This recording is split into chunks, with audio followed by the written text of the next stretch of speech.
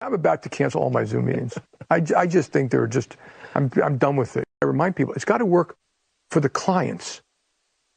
It's not about whether it works for me. And I have to compete. It's like really, you're going to work from home and you're going to make everyone else who made your car come work in the factory. You're going to make the people who make your food that gets delivered, that they can't work from home, but you can? Does that seem morally right? The biggest advantages, I think, are access to large pools of talent who don't live around the big cities and aren't willing to move there. We also see on the retention side, one of the top reasons when people leave the company that they tell us that they are leaving is because they want to move to a place, maybe to be with their family, but we don't have an office there. So we'll now be able to keep more of those folks in the loop, which will be in some ways even more valuable than recruiting new people because those people are already ramped up on our culture.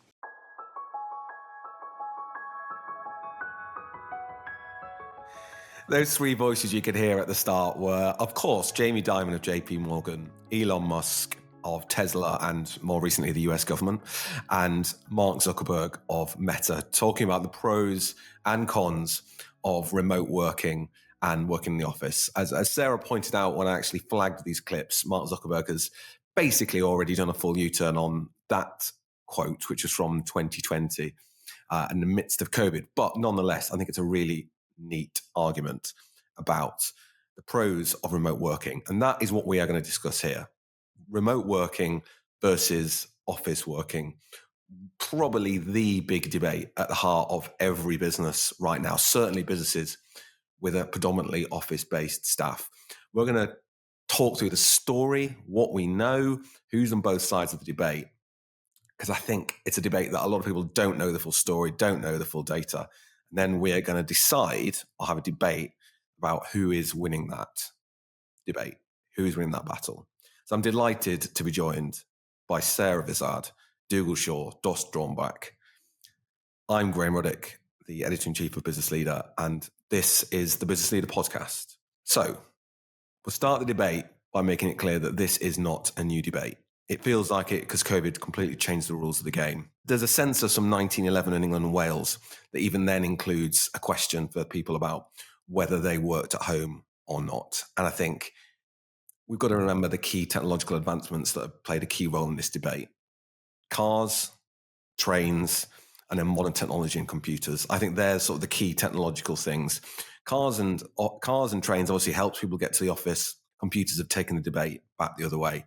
Looking back through history, I think there's another part of this story that should be flagged, and that is a lot of companies in the past believed in living where you worked, not like Elon Musk style living in the office, but places, towns created by businesses. Port Sunlight on the Wirral was created by the Lever brothers. Bourneville, just outside Birmingham, was built by the Cadbury family to house their staff. And then even outside of the UK, you look at Wolfsburg in Germany, that is a place that exists because of Volkswagen. So that's another part of this debate from history. And this is like 100 years ago, basically. There were view that offices and homes were together. So that's another key part of this story. And Harry Wallop in the Times, I think, wrote a great column making this point a couple of weeks ago that I'd recommend anyone read. And he was talking about why are all these new businesses investing all this money into doing up their offices to try and get people back to the office? Why aren't they doing other smarter things like, for example, accommodation? So that's a key part of the story. Mention the technological advancements. The computer is an interesting one because if you look back, you can sort of see from the 1970s, 1980s, working from home starts to become more realistic for people. So IBM, obviously at the forefront of the technological revolution, about the late 70s, early 80s, was starting to experiment with people working from home because obviously they were leading the way in terms of computers and telecommunications technology. And then obviously the internet arrives in the 1990s and broadband from early 2000s, and that completely changes the rules of the game. And two interesting businesses that I think is important to flag in this debate is obviously WeWork, which existed pre-COVID and was based around the idea that office working was effectively going to die. And Mark Dixon and IWG, which was previously known as Regus and was a business founded in the 1990s, the early 1990s. He was on the podcast last year, Mark Dixon. The IWG is a multi-billion business. It's on our list of great British billion-pound businesses. And he founded that business in the belief that effectively offices were going to die. And he saw people working in coffee shops and believed very strongly that actually if you gave people options for remote working that were more comfortable, better service, better connected, that was the future of work. And I went back and listened to what he said and some of the stuff in the podcast. And he was some interesting quotes I just want to flag. The need to travel to an office to use a computer is unnecessary. That's a statement that until very recently just wasn't true. So I think that's a key part of this debate. Secondly, things like managing by output rather than presenteeism will become the norm and is already becoming the norm for many companies. And COVID clearly moved the debate. So just very quickly, let's talk about COVID. Data suggests that basically 5% of the workforce, broadly speaking, who could work in an office were working from home pre-COVID. During COVID, there was a period, obviously, where pretty much everyone was working from home. At the time, I was working for the Times. We all went home those early days of COVID, and we put a daily newspaper out without anyone being in the office, which is, before COVID, was just an incomprehensible thing to happen, but modern technology meant that it was possible. So when COVID started to get a bit more settled, so let's say 2022, the research that's out there basically suggests that UK workforce was on average 2 days a week at home. And the global average was about 1.5 days per week at home. So it basically had settled in that people were 3 days at the office, 2 days at home. And we'll come back to where we think people are now, but 3-2, I'd say, is still the norm for a lot of people, maybe more 4-1. So for some businesses, obviously, it is now 5 days a week, as we've heard from Jamie Dimon. So that is a sort of whirlwind tour of the context of this debate and where we've got to now. And actually, I think it's quite interesting to look at who is on both sides of the debate. So in terms of the people that are really embracing the fully remote idea, it tends to be at the moment the tech companies, as you might expect. The big one that people have probably heard about is Spotify. And we know the advert that they did where they basically said, look, we don't treat our employees as children. Of course we don't. So we trust them. We let them work remotely. I think that was a physical kind of poster they put somewhere, but most people have seen it because of a photograph that was then shared on social media. So that's the kind of, I guess, the one that's kind of stuck in people's minds. But it's fair to say that it is the tech companies that are really sticking to the fully remote model. I did a little search on our old friend ChatGPT, and it told me that there's some of the big companies that do it, the ones we haven't necessarily heard of, they're not kind of consumer companies, are people like GitLab, 1,500 employees, fully remote. Aha, another SaaS company, which is 100% remote. And another one I hadn't heard of, Globant, which has 30,000 remote employees, 30,000. So that's a really big company, and it's completely remote. But that's from ChatGPT. But using my own human brain, from me, Dougal, and from the work I do with Business Leader, meeting business leaders every week, just to pick my own kind of anecdotal knowledge, I'm thinking that recently I met with DocuSign, the company that pioneered e-signatures from Silicon Valley.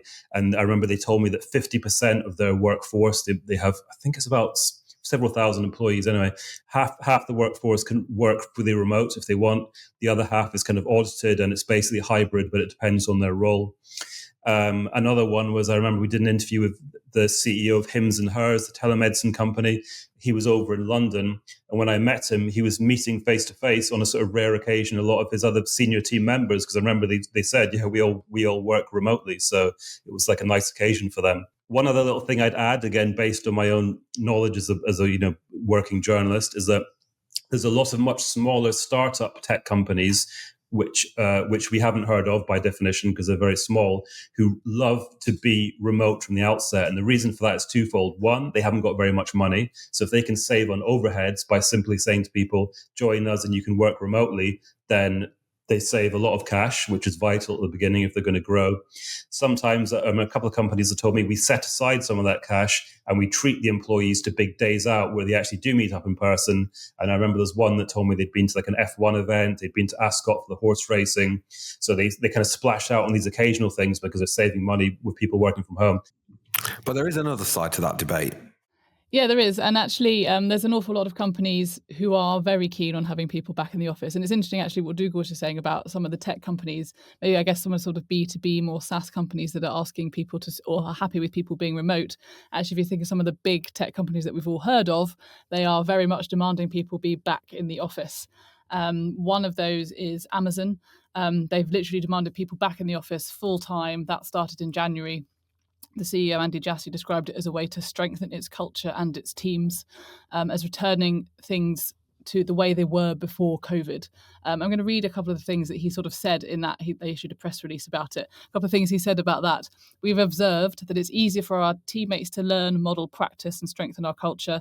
It's easier for collaborating and brainstorming and inventing. It's easier for teaching and learning. We feel like teams are better connected.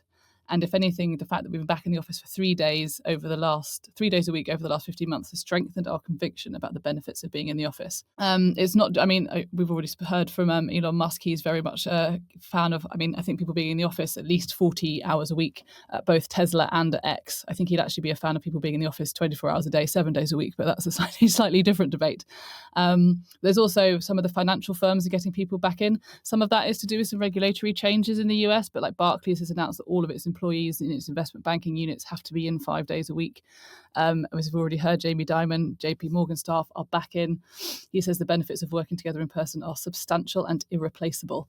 If you look a bit beyond that, Boots office-based staff have required to be back in the office for 5 days a week since September, with their CEO, Seb James, saying there is no doubt in his mind that the office is the best place to work. Manchester United, a slightly different type of team. Obviously, the footballers are not back in the office, but anyone who is office-based has been told, basically return or quit. They are not interested in anyone who doesn't want to be in the office. I think what's interesting about some of this is it's really based in people's belief, their conviction that office working is better than home working. Whether that's down to the fact that they don't trust what their workers are doing at home, whether they like to see them in the office, I think that's part of it. But there is this sort of conviction not really based hugely on actual data, or certainly that's not what people say when they say that they want people back in the office. It is about it being better for culture, better for collaboration, better for innovation, but without really sort of framing what that better means. Did when you were looking at who wanted people back in the office, was there any business whatsoever that presented the argument in the framework of we've got the research that demonstrates it's better? Did anyone provide any numbers? No. Absolutely no numbers. Lang O'Rourke, the construction company, said they had people back in the office claiming that it was a drop in staff engagement and their poor financial performance that necessitated that. But sometimes I think that might be 2 + 2 = 5. They're equating the fact that people were at home with the fact that they were less engaged and the financial performance was worse, but without actually having any numbers, anything to sort of back that up. It's not like these people are sort of running trials of test groups of we'll send these people back into the office 5 days a week and we'll have these people not in the office and we'll see the difference in productivity or engagement or anything. It's all just done very much on, we think it's better for culture. And I don't know, obviously lots of businesses are run by men, but these businesses are all run by men who want to see people in the office. And honestly, I think the impact is felt hardest by those who might need more flexibility, which tends to be women. Obviously, with COVID, what that period did give us is this huge shift to people working from home, and therefore there is more evidence and data out there now about home working than really there ever was before. So what does that actually show? I know you've been looking at this, Josh, so talk us through the research. What's actually out there about this debate that looks at remote working, the office working, and which is better or more effective? So I actually wanted to start with a KPMG outlook where they polled 1,300 chief executives from around the world, actually. And 87% of those business leaders said that they were likely to reward employees who made the effort to come into the office with favorable assignments, raises, or promotions. And 83% of them said that they expect a full return to the office by 2027. And, kind of talking about age profiles and things statistics you mentioned a little bit earlier, Graham. 87% of business leaders aged between 60 and 69 said that they wanted people back in the office. 83% between 50 and 59, and 75 between 40 and 49. So you can see there's a gradual kind of drop off in people expecting their employees to be back in the office. And then kind of a little bit more to your point, Sarah, 84% of the male CEOs said that they wanted to see people back in the office, and 78% of female CEOs. So there is a little bit of a dividing line there. I mean, you know, we all know that this argument is something that people are very interested in. So in the last few years, there's definitely been an uptick in papers and various research done into the topic. One of them, for example, from late 2023, that was from the National Bureau of Economic Research, and effectively was put together by economists from MIT and UCLA. And they looked into data entry workers in India, and that was kind of their test case. They basically found that those people are randomly assigned to working from home were 18% less productive than office workers. But there was another more striking observation, which is workers who preferred working from home were substantially less productive at home. That's 27% of them. And then the people who basically didn't want to be at home actually were more productive. Do you know how they measured productivity? Was it literally just how much data they were able to enter? Yeah, exactly. It was pure output. I think that's why they selected data entry, because it's a fairly easy thing to kind of measure, basically. Zoom did a poll last year where 84% of employees said that they got more work done remotely than in office or on site. So that's largely down to being called into meetings, just kind of chat around the office and stuff like that. And the reason that that's ironic is because Zoom told everyone in their offices to get back into the office in 2023. So that was a nice little wrinkle. Another thing I wanted to flag was the Virgin Media O2 Business Movers Index. So this is from last year. So this basically tracks the commuting behavior of 2,000 businesses and 2,000 consumers. And effectively that found that companies requiring employees to turn up 3 or more days a week rose to 75% in 2024, and that was up from 67% the year before. So effectively 90% of office workers were commuting at least once a week, and nearly half of those were back 5 days a week. I actually just wanted to finish on one which I thought was quite interesting. So again, this is the tail end of 2023. This was featured in the Journal of Occupational Health. It was a partnership between UK Health Security Agency, King's College London, and the University of East Anglia. And this looked at almost 2,000 academic papers on home working, teleworking, and other types of hybrid or home working, essentially to try and figure out what the conclusions were and kind of boil it down to something that we can kind of understand. And they basically found 3 key themes. One was that the success of these efforts is essentially around the working environment at home, the effect on workers' lives and careers, and the effect on their health. So I think it's kind of what we saw during the pandemic. It was definitely people who had larger homes, gardens, etc. They were quite fortunate to have the space to work, whereas people maybe in urban areas where you've got a family of 4 or 5 people trying to get work done in the same maybe 2-bedroom flat, it's a little bit more chaotic. And that's effectively what this research found, is that people on higher incomes often enjoyed working at home more, but those with more responsibilities at home, such as childcare, they tend to be more stressed. I think that's true as well. I remember even during COVID, when there were sort of people working, obviously everyone was working at home. I found it relatively easy to work at home because I'm slightly older than some of the people I worked with.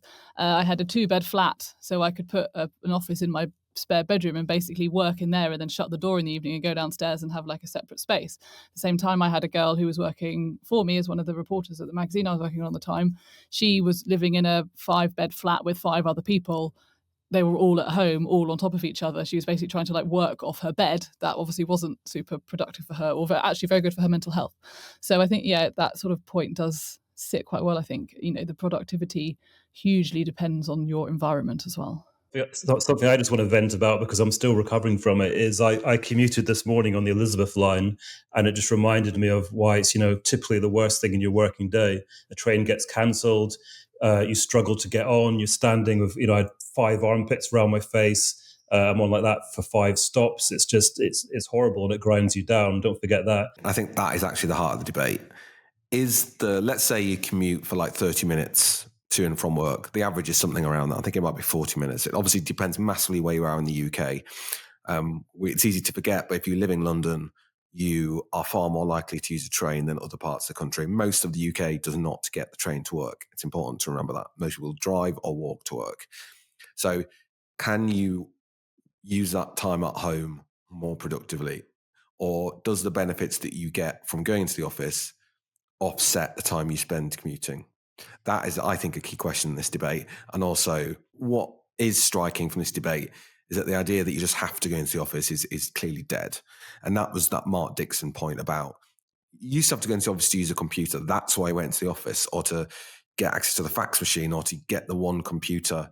Like when I first started working at the Telegraph, they used to tell a story about how there was only one computer back in the day that used to send an email. You had to go into the computer, you had to queue to use a computer to send an email. And that's why I went into the office.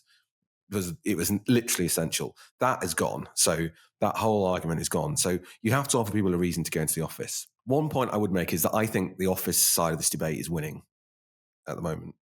And I think businesses who are saying come back to the office is 5 days a week, there isn't really a strong argument people can offer against why that's not a good thing. Jamie Dimon's talking about clients. You cannot really say if it's not good enough for clients. If it doesn't work for clients, then it doesn't work. There's no real flip side to that argument. He's making what I think is a valid point. And there doesn't appear to be definitive evidence on the other side of this debate that shows that remote working is better than office working. Having said that, isn't the answer to this debate the answer to every single debate, that ultimately you find some compromise where it's office working is the norm, but you have to offer flexibility for people who want it? But I do think the office side of the debate is winning at the moment. I mean, it's clearly winning because that's what all the headlines are about is the demand. I mean, the big companies that are making the demands for people to go in are the ones that are making the headlines at the moment. WPP caused a huge furore. Was it the back end of last week or back end of last year or the start of this year about demanding people back in the office 4 days a week? I mean, people were up in arms about it. There's been change.org polls about it. People were absolutely horrified by it. But in the end, they've stuck to their guns and people are free to move somewhere else if they don't like it. Is basically what the business thinks, and they think they'll be able to attract people despite the fact that they're demanding this. I do think that it's the flexibility point. I just, if I think from personal experience, there are just some days where I need to sit down and write 2 features, and doing that in the office, I want to start at 7 o'clock. I also want to get on and do it. And by the time it comes to 11 o'clock, I've already done like half a day's work and I've got loads of stuff done. That is actually a much more productive way for me to work on some of the days when I need to just sit down, no interruptions, do some work. That's much easier to do at home than it is in the office. But I also wouldn't want to be at home all the time because I get lonely and bored. Just a couple of points that we haven't really made that I just wanted to flag. Property costs. Rent is a huge cost for businesses, and some businesses won't make their decision until the rent on their existing offices ends. And you've seen businesses like HSBC and Canary Wharf decide they're going to move away. And linked to property there is a lot of vested interests at play, right, here in this debate. Those vested interests are property companies who own the office buildings, politicians whose constituency is a town centre. I mean, city centre, anything linked to the economy of a city centre has a vested interest in people still going to the office. And you see those voices in the debate quite often. And those vested interests are clearly valid, but also strong. One thing I will say is that even though I believe in the importance of being able to work from home, I think there's a little bit of complacency where some people say, oh, it's great, we've been doing it since COVID and there's absolutely no problems. But I think you have to acknowledge some companies are running on a lot of goodwill, which has been built up over the years, kind of social capital from the pre-COVID years, where they had that camaraderie and the team bonding. And very slowly that will deplete over time if everybody worked remotely. And it's a bit like the frog, slowly boiling in the water that doesn't notice it, you might over time lose that team culture and things start to fall away if everybody was 100% remote all the time. So I think that's sometimes people who make the case for full remote working should take that into account and think where it will leave the company in 10 years' time when so many kind of new joiners have come and left and they've not really had that in-office experience meeting people. One of the things I was going to flag as well, the big important technological revolution that happened pre-COVID that made remote working possible was really the move to cloud computing.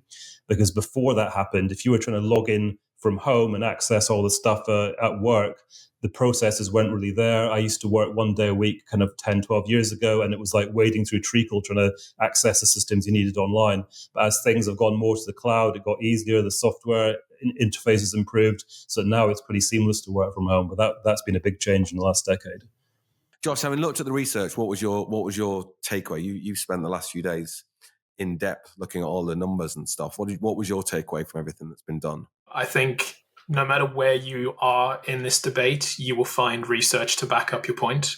I think the other part of this, I guess, is more theoretical, but it's something that's been raised by a number of people now, is almost the next generation of leaders, people who may be working from home and missing out on that real intangible learning, that those little things that you pick up from your manager or people around you who handle situations either badly and you go, well, I would never do that if I was a manager, or very well and being like, that's something I'm gonna look to do. So yes, I think that's why I would leave it. I would say no matter what you think, you're going to find something to back yourself up on. It's completely dependent on your business, on your sector. Obviously, most sectors, you don't have the luxury of this when you look at manufacturing and things like that.